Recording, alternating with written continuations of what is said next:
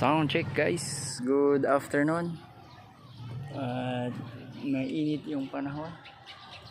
So dito tayo ngayon sa Sanjat East, San Manuel, sa Villa Province. So attend tayo ng recognition awarding. So tapos na yung graduation kanina. So awarding ni Shine, may award po siya, kaya pidala po tayo. Yung gym guys. Alright. To our dedicated students, Bilis. proud parents, and to our hard-working teachers, ladies and gentlemen, good afternoon.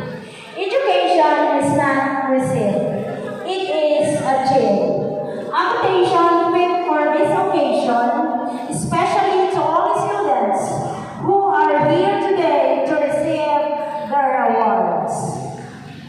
This time of the month is one of the most awaited months on the part of students as well as their parents.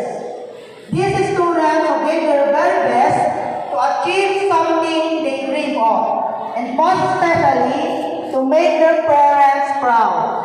And also to our proud parents,